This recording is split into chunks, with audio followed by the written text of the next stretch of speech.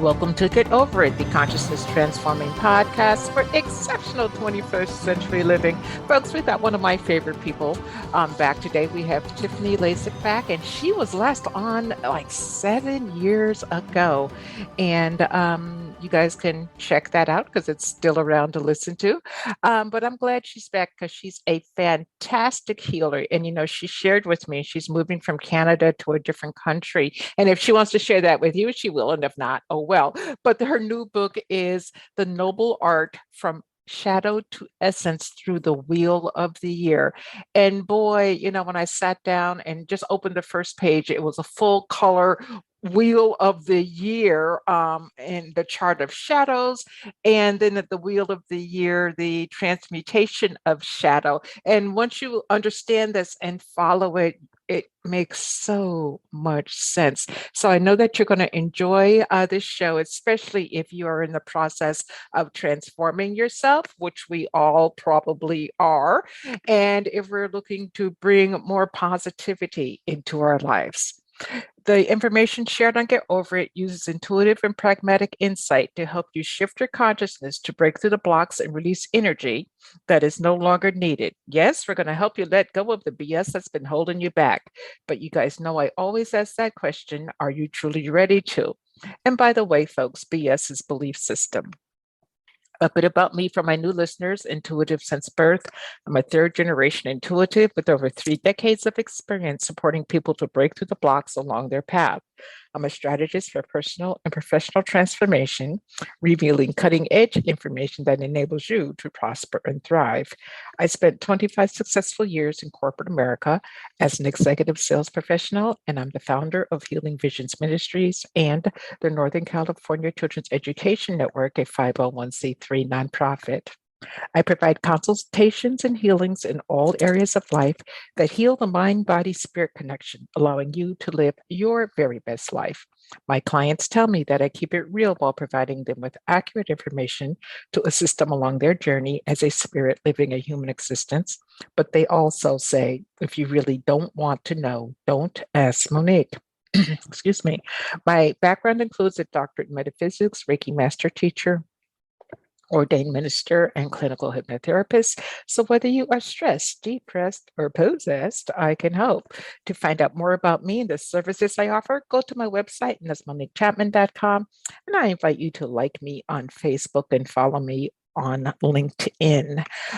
Folks, if you like the podcast, please subscribe. Okay, we love to see those 5 stars. So, and share. Please share with your friends.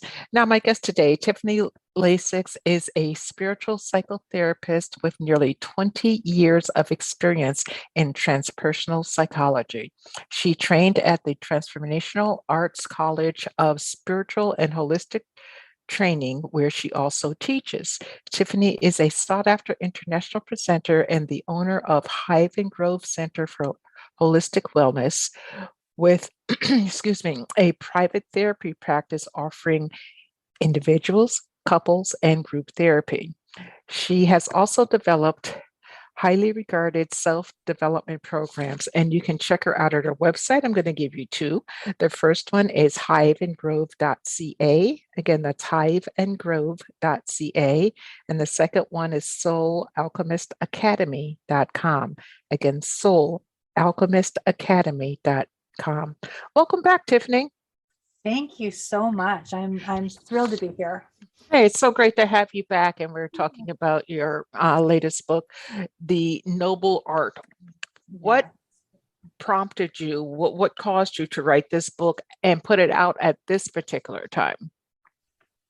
It's interesting, So I, as you can sort of tell from my bio, I have felt the work that I do in the world is as a psychotherapist, a spiritual psychotherapist, and holding space for people to be able to come into alignment and relationship with themselves. A lot of what you were talking about in the intro in terms of like finding those places inside and releasing those blocks. And that's a lot of the work that I've been doing, with individuals and teaching over the past number of years. And it was in that I started to be prompted to write the great work, which I won't get into. I mean, we talked about that before.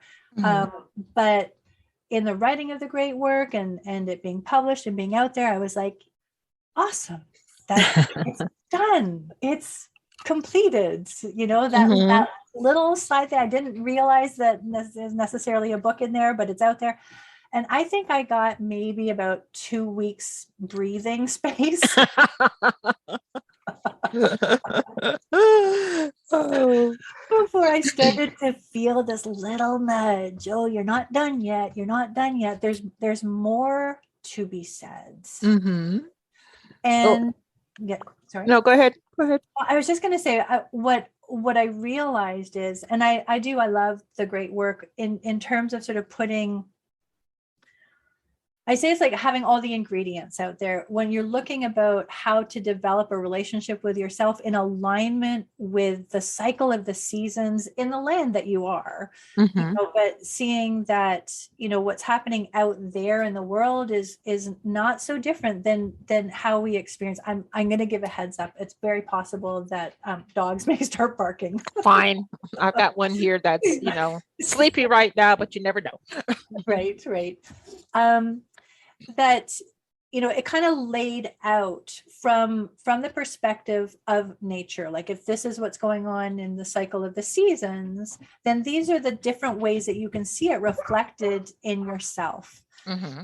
But what I realized sort of in these nudges that ended up being the noble art was I needed to see it from the other direction as well. Like, what is everything that is within us? Like, when we're looking at the ways in which we disconnect from a relationship with ourselves, all the ways that shadow, and shame can show up in our lives, and it does show up for everybody. It's there, it's prevalent, it's epidemic. Then how can we, from that starting place, then start to look at how to use nature and the cycle of the seasons to be able to shift us from that shadow place into that place of light and right relationship with ourselves again.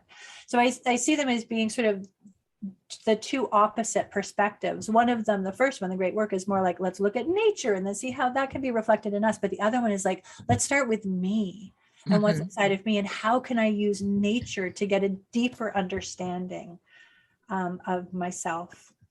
Well, how did you come to extrapolate the different seasons with the different sections of the wheel? I mean, winter isn't always cold for everybody. Summer isn't always hot for everybody. How did you put all of that together? And you do a lot of work with the emotions. And I think that's where a lot of us get in trouble. Absolutely. Yeah. So there are a couple of things. I mean, certainly I started because I was initially working with this with myself and also in my office, like when seeing what showed up in the work that my clients were doing. So, I'm in Canada in a snow belt. So certainly it was informed by that, but I did realize as well that there is a universality to it.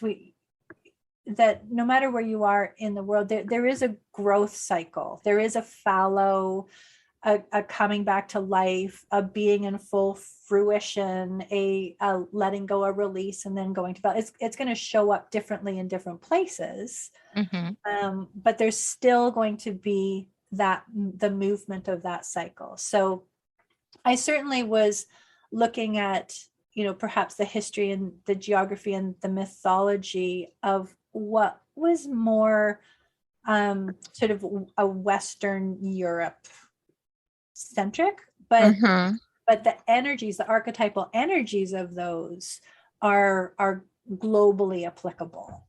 You may not use the same language. It may show up a little bit differently, but death and decay is death and decay, no matter how it shows up.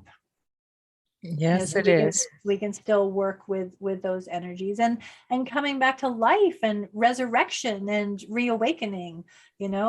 It's universal. Yes, it is. But, you talked about one thing in the book that caught my attention, and a lot of people think it's the reverse of what you say. And you say truth I is there. I feel, therefore I am, not I think, therefore I am. Yeah. Why do you make that distinction? Because everybody's heard of, I think, therefore I am. Yeah. And again, I recognize that some of the language that I use is it's decidedly psychotherapeutic, Mm-hmm. and certainly in the work that I can't say the work that I've done, but in being privy to the work that other people have been doing within themselves, I I think we can sort of come to a place of recognizing it's fairly easy for my mind to play games, to trick. I can make Mm-hmm. myself believe what I want myself to believe, but our emotions, what we carry in our bodies, it is absolutely blankly. It's responding to. It is reflective of the response that we're having to the world around us, and so I find this sort of reflective in tarot wisdom as well. I always think about the chariot card in the tarot, Mm-hmm.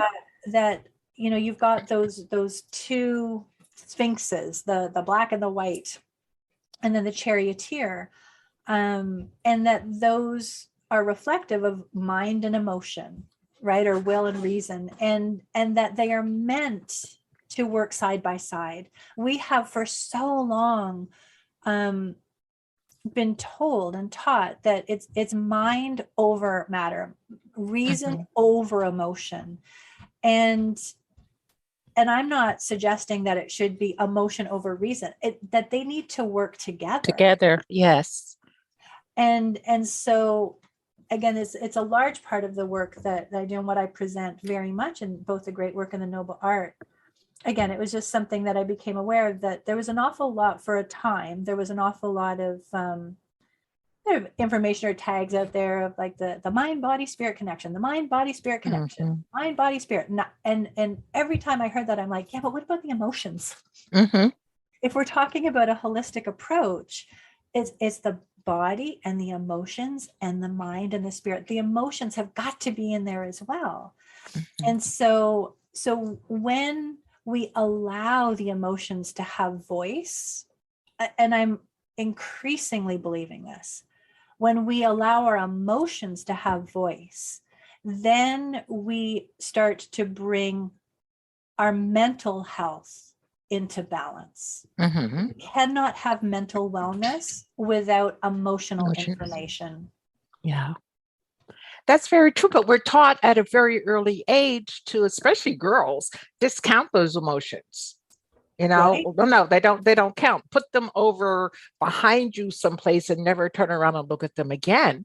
Right. So how do we get past from that no energy of looking at feeling the emotion? And for men too, especially men with feeling emotion, my goodness, if a guy drops a tear, you're like, oh, he's a wuss, Yeah. and no, he's not. He's a spirit living a human existence, having a moment. A moment and a tear. Mhm. So how do we get there? How do we get from what we've been taught to this new, well, not new, truly new, but this true way of life? Yeah. And again, it's such a big question, and it's such a big journey. It's part of where, for me, I think, finding step by step through the seasons can be helpful. So Hmm. when one of the things that I reflect is that the winter for Yule, which cycle one, is very aligned with earth, and it's very aligned with the body, and it's very aligned with that infant self. I find actually we have a tendency to be able to be open to that, like that part of me that is innocent and trusting, that then I can listen to what my body is. If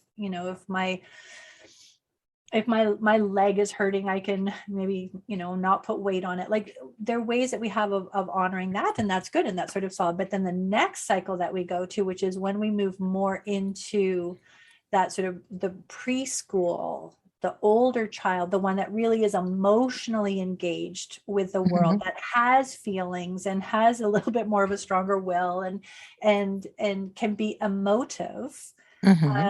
And also, that's it's the here anyways, it's the time of the freeze and the thaw and the water starting to run a little bit, and you know, perhaps some rains or snows coming in, that is a far more challenging time. And so what I find is in that 6-week period, I really pay attention to connecting with that child part of myself, of listening to, you know, what are my wants and what are my needs and how do I feel about that, and having some gentleness around holding relationship with that part of myself. That is the time in our lives, if you're looking developmentally, when, to a large degree, not always, but for the most part, that is the time when we start to develop shame, right? The shame is I would say, the core negative emotion that we carry that tells us that there is something flawed about us. There's something wrong with us, that if people knew who we really are, they wouldn't like us, they would reject us. And that is the age between about 3 and 6 that we start to develop that. So in the cycle of the seasons, we have the opportunity sort of every year, at, you know, as we're sort of moving into early spring and just the very sort of fledgling melting of the snows and life just kind of coming back. I often refer to this time as, again, you're in California, I'm not sure that you've had this experience. I'm a native New Yorker. I've had the experience. Okay, you've had the experience. I talk to people about frostbite, right? Frostbite is when we are so frozen that we run the risk of literally dying, right? Like that the skin dies, the cells die because they are frozen. And in the thaw of coming back to life, it is incredibly painful. So if anybody's had frostbite and then when it does start to, you're trying to bring the life back to that little fingertip or that little ear tip, it hurts so much. But we need to feel that that's coming back to life again. And so I think part of what the danger is that we've been told that if you feel something strongly, that's not good. We don't want to feel that.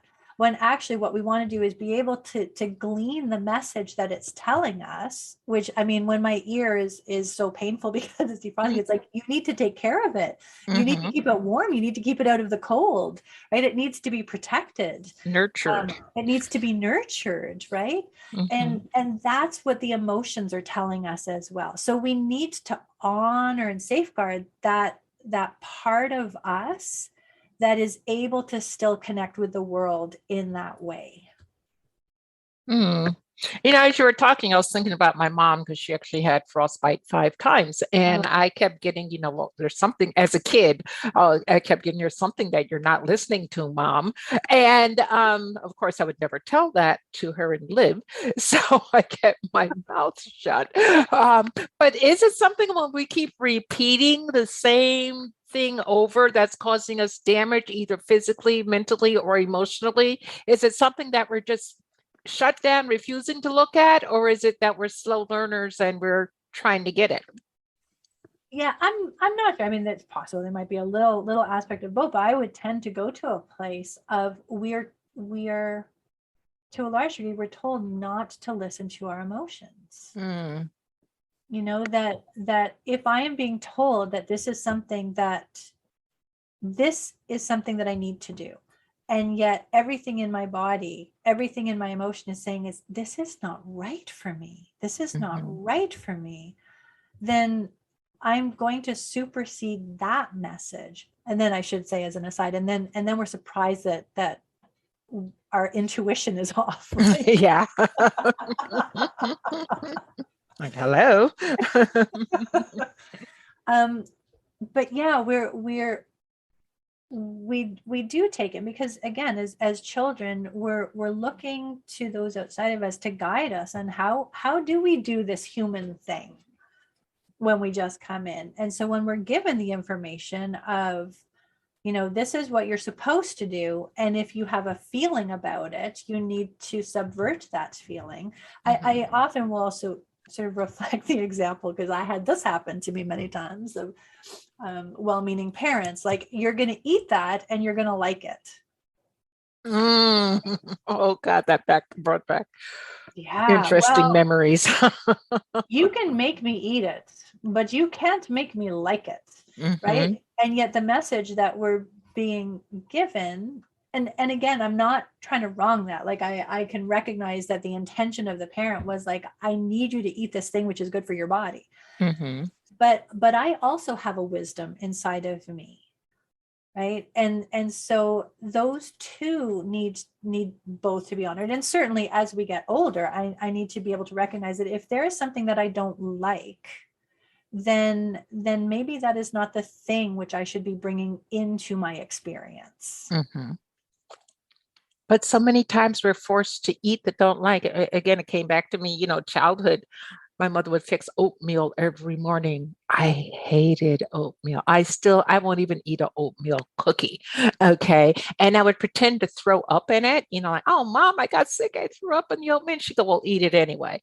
And I'm like, Jesus, I don't get a break. So I ended up putting it in little napkins, and we had a ledge under the table. And my intent was to put it in the napkin and, show her the bowl was empty, go back and throw it away. But of course, I forget to do it until there's like 9 meals lined up in a row, and my father discovered it. But even with all of that, why is the intention of the caregiver, no, you have to have that, especially if there's something wrong? And it turned out to be I'm gluten intolerant. Well, see, this is the thing. And again, to recognize there's such a wide range. Sometimes it's not that caregivers are sort of malintentioned or mean or abusive. There can be a lot of different things that are going on. It can be like, again, I know my mom tried to feed my elder siblings like liver every Thursday. Oh my God. Yes. They hid it. The big story, they hid it in the flower display in the center of the table.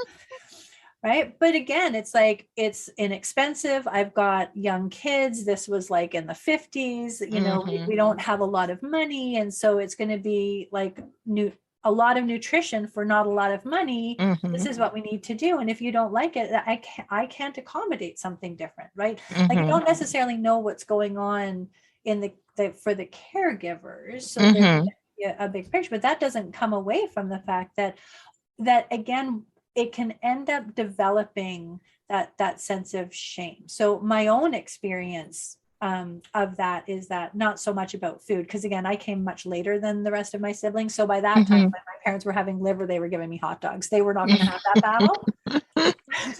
Yay. But I was not surprisingly or unsurprisingly, I was a very bookish kid. I loved nothing more than just curling up in a chair with a blanket and books, and I would read all day. And my mom wanted me to go outside and play. And I could do it in the summer. In the wintertime, I hated it. And she would get me all in the snowsuit and send me outside. And she would say, do not come back for an hour. So I would go to the park. I would take off my snowsuit. I would fill it with snow. I would put it back on. I would go back to the house. You're creative. And I would say, I played so hard. Now I'm freezing. Can I come back inside and read my book? And it seems silly. It also, well, there's a few things in there. Number one, I will always say, children will do whatever they need to do to get their needs met. Right. So they will find those creative ways of like getting rid of the oatmeal. They will try. And what can come in when that it's not listened to, right? So it's still, you need to go out and play, is that my desire, the person that I am who wants to stay at home and read a book, like this thing that makes my soul sing, feels like there's something wrong with it. I should not be this kind of a person. I should be this kind of a person, but I'm not this kind of a person. So there must be something wrong with me. So I will still do what I can to try to meet my need, even as I feel like there's something wrong with my need in the first place. Something wrong with my essence, or something wrong with the way that I am in the world. And so coming back to, I mean, this is where I think learning from nature, and I think this is sort of what really kind of opened me up to exploring things in this way, is that I may not love winter, but that doesn't mean that there's anything wrong with winter. There's a lot of people who love winter. There's a lot of beauty in winter. I adore winter from the inside of a window.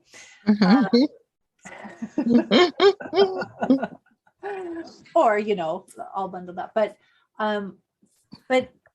there's nothing wrong with winter itself. And so if I can start to see that within myself, so there are going to be times when it feels like there's not a lot happening. There's not a lot of energy. It feels a little frozen. It feels a little flat.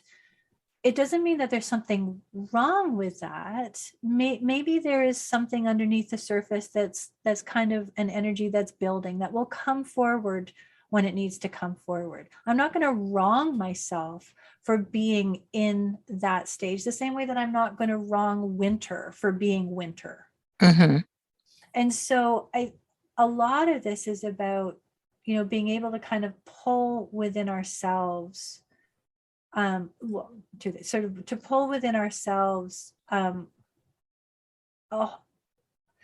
that whole radical self-acceptance, right? That this is what I'm feeling. I may not act on this feeling, but I am going to sit with it to try to figure out what it's telling me. You know, that if I don't want to eat the oatmeal, like it may be that I don't like the oatmeal. You know, it might be that, you know, even if I don't like it, it's good for me and maybe I will eat, but it might be that there's something deeper going on, and I cannot do it. So we need to find a different way of being able to get that nutrient into me. So there is also this discernment of, you know, once the feeling comes up in me, once I have that awareness come up, I do need to sit with, you know, is it coming from a healthy place? Is it something that I want to act on? Like, what is it telling me that it needs? This is where the mind comes in. How do I help to support and guide this feeling, but not have the mind come in to say, no, we're just going to push that away because it doesn't make sense.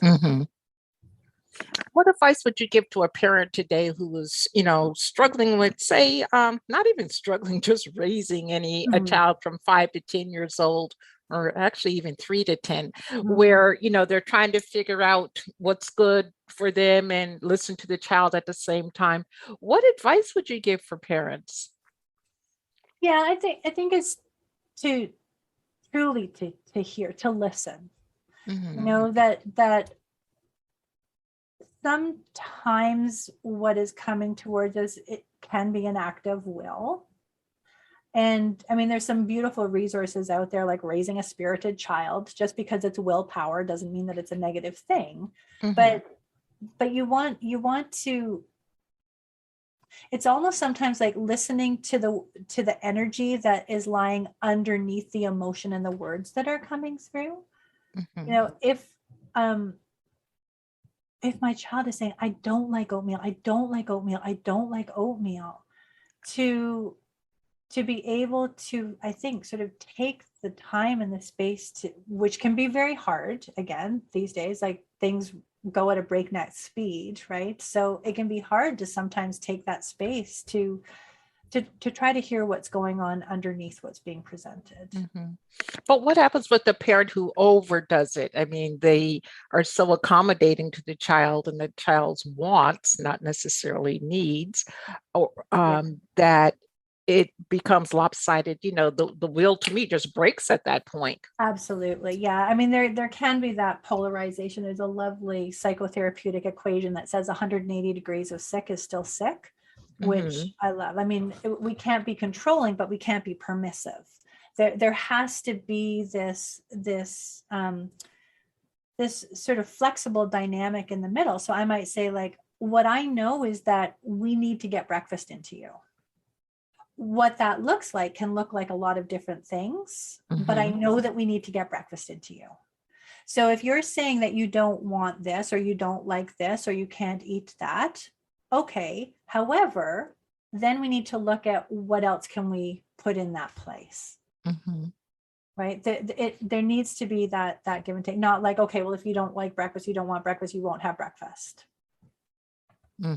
Yeah. Yeah, because the kids need to eat. Absolutely. And that's just as one example. There's so many different things around going to school or whatever it is that, sometimes even, talking about things. I know you don't want to talk about it, but it really is healthier to get this out. So let's find a way that we can make this happen. Well, right now, as we're recording this, we're in what you would call cycle 3. That is from March 22nd to May 2nd. Yeah. Give us some insight into cycle 3 that we could utilize, start to implement in our lives before we go out and buy your book, The Noble Art. Well, it's so interesting, even just what we're talking about, because what is the core energy of cycle 3, which is about it's Ostara or Easter, it's this energy of sort of spring and coming back to life, and here I went outside and the buds are coming out and the little plants are coming up, and then of course it snowed, right? So well, they had a little bit of the winter cycle, but okay. I'm sure they're having some feelings about that. But it's very much about the spring equinox is that time where, it's the equal time of light and dark. But it's moving into more and more light. And so when we think about that within ourselves, that I may have gone through some challenging times and I may have had a lot of feelings about the challenging times, but I'm now stepping into something that feels a little more light than dark. And so with that sense of like, okay, I've stepped into something, there is truly that sense of who is the I who's done that step. What I find about cycle 3 is that it really gives us an opportunity to become very clear on who am I and what is my strength. I align it with the solar plexus chakra, this seat of identity, the seat of the self, and the seed of the self, that of me that is going to be planted, that is going to reap a harvest. You mentioned at the top of the show that I'm moving to another country, which which I am. I'm moving from Canada to Wales. And what's interesting is that we went in November to kind of put some things to finalize it, which is right when it's in cycle 8. So it felt like this whole, we're in the dark. I don't even know what's necessary. I know that we're moving, but I have no idea how that's going to happen. And then as we move through sort of cycle 1 and cycle 2, there was a lot of upheaval. There were a lot of feelings. There was a lot of like letting go of things. And now it's like, okay, I know what we're stepping into, these sort of solid boundaries around, who is the I that's moving into this new experience, this new adventure, and the way that it's sort of coming out, that by the time the harvest comes around, by the time late summer comes around, we will be established, we'll be in our new place, we'll be starting to, like it's funny the way it sort of follows that flow. So this time, and I'm consciously working with cycle 3, whatever it is that I want to bring into fruition, when I'm thinking about August and September and October, this is the time for me to plant it. This is the time for me to set that seed. And I need to know who I am, what's important to me, how I feel about certain things. Like that is going to inform the seed that I plant, which is going to inform what I put energy into growing and cultivating and nourishing, which is going to inform, what my life looks like months down the line. So this is such an important cycle because it really does lay the foundation for what is to come. And it is so important. You know, I talk a lot about shame in the noble art, because shame is like root rot, right? I don't want to plant a seed that has been contaminated with this sort of shame-based sense of self. I want to have the confidence to know that, okay, if I'm going to plant this, then it is in alignment with who I am. And I do have the tools to be able to bring this into fruition, so that it is a strong harvest that nourishes not only me, but, you know, but those around me as well. Yeah, everybody wants to heal the world, start with yourself, and that healing will spread outward. And that's a Absolutely. great way to do it. But, you go through all of this. How do you trust yourself that you're giving or allowing yourself the right information, the right energy to move forward, say from now, and then have that harvest later? Yeah, so this brings in another aspect as well, and I think I've been sort of focused on prioritizing the self, but there is an aspect of spirit as well, right? And I love working with the transactional analysis has this inner trinity of the inner parent, the inner child, and the adult, and which is very, I see that the inner parent, as long as it's not that critical parent, is that higher self, you know. And so I will say again, as the example of moving to Wales, I don't totally know that moving to Wales is the right thing to do. I feel that it is, and I've certainly had an awful lot of like omens and signs and dreams and, you know, things of like, Like okay, validations. Okay. I think this on the right track. hmm But, you know, we'll absolutely know when we get there. But there is that. So part of what I presented in the noble art, in the great work, there's an awful lot of self-reflection questions. There's one for every single day. So you really can start to develop that deep relationship with self and get to know who you are. What I present more in the noble art, I've got these guided visualizations and rituals, also some meditations and contemplations, but those are the places to really invite spirit in. Like, I know who I am, and am I also seeing this in the big picture of my life? Am I also getting that you know, that support and confirmation from my higher self, which is aligned with spirit, that that this is the path for me to follow. The other thing too is, and I think this comes back to cycle 3 and the seed of the self and that confidence is, and it's important to root out shame with this, that if I make a decision, if I move in a direction, if I move to Wales and I'm there for 6 months going, oh my gosh, this was such a mistake, then I pack everything up and I come home again. Right? The shame part of us will say, I can't do that. I've done this now. Everybody's seen that I've done this. I better just make it work, right? Which is the way that we, again, go out of alignment with ourselves. If instead I tried this, I got information from it, I got experience from it, I'm in a different place now, and now I can move forward in a different way. There's no shame to it, right? Okay. Yeah, just a new experience, different It's experience. it's giving us information. So there's sort of the two prongs to it. The one is that if I listen to my feelings and I also am open to the reflection from spirit, then I know that what I'm moving forward with is the right thing for me to move forward with. And I have faith in that.